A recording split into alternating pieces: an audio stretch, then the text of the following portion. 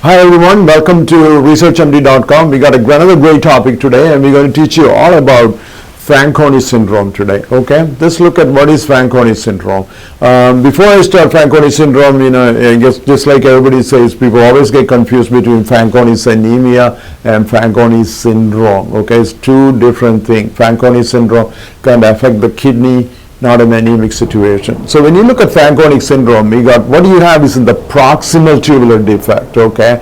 That will lead to excretion of sodium, potassium, phosphate, amino acid, glucose, bicarbonate, uric acid. All of this kind of go through the urine, and you're going to lose all of it.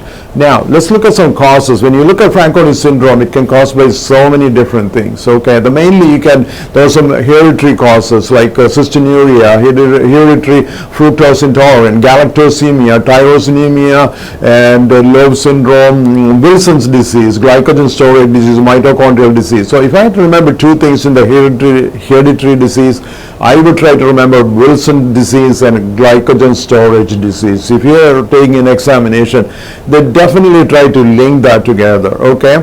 And the other causes is like Fanconi-Bickel syndrome, mucolipidosis, ARC syndrome, and so Dent disease, a lot of other hereditary causes.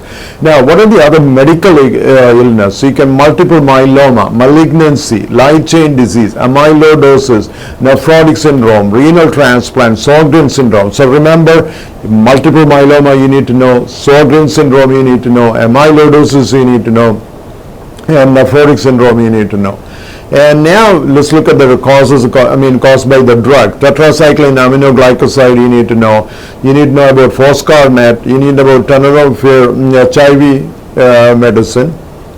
And then other causes are going to be like, heavy metal poisoning, lead, mercury, cadmium, and all those kind of causes and all that, okay? Now, let's look at the pathophysiology. The actual pathophysiology, you got decline of ATP in the proximal tubule cells. I'm going to say it again, proximal tubule, okay, of the kidney. And that causes a decrease in the sodium transport out of the sodium and potassium ATPase. That will lead to decrease in secondary active transport of glucose, amino acid, H plus, and phosphate. H plus is the most important thing.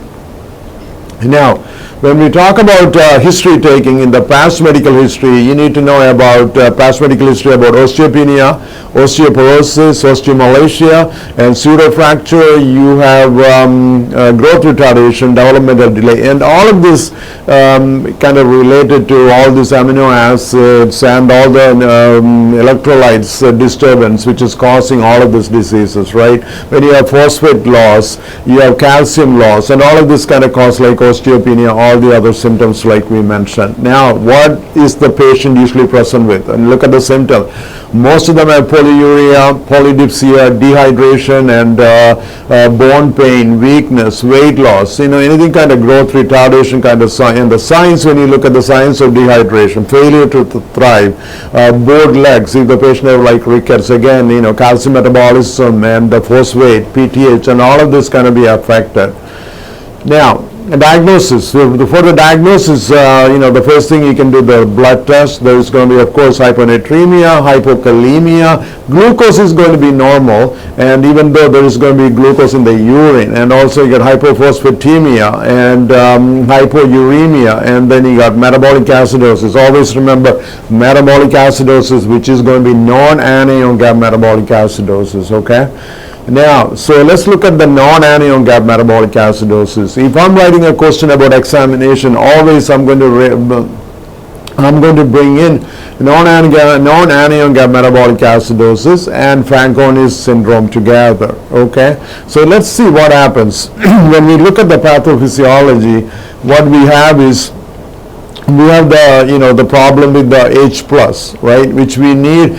The bicarbonate in the lumen is combining with the H plus, and they form H2SO3, and it's going to enter into the cell, and in the cell again carbonic hydrates break them into bicarbonate and H plus again, and then bicarbonate is going into the blood, get reabsorbed. So what's going to happen over here? You don't have any H plus to combine with HCO3, so HCO3 get lost during the urine, okay, and then metabolic acidosis can develop. Always remember, this is non-anion gap metabolic acidosis, okay. So the main problem is H plus is not there to make to combine with HCO3 to make it H2CO3.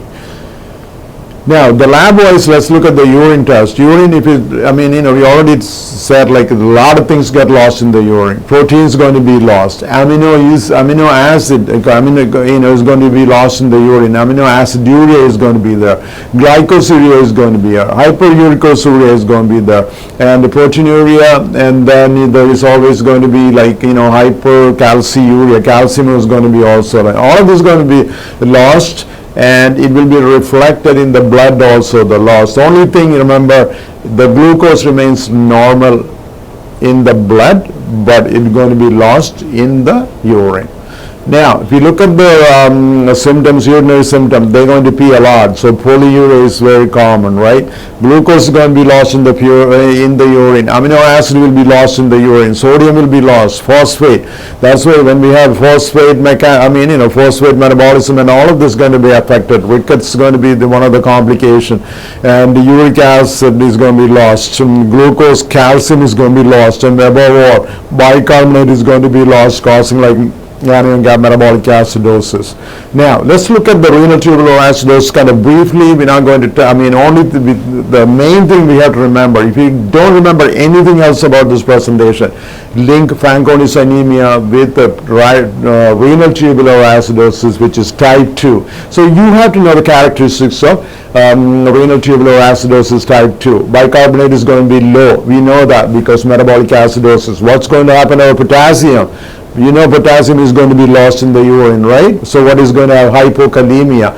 Glucose, where is it going to? It's going to again lost in the urine. So glucosuria is going to be there. Urine pH is going to be variable because usually the urine kind of affected in the distal tubule, acidification and all that. So in this thing is variable. But urine osmolar gap is going to be greater than 150 in renal tubular acidosis, which is proximal tubular defect, okay? Always remember that.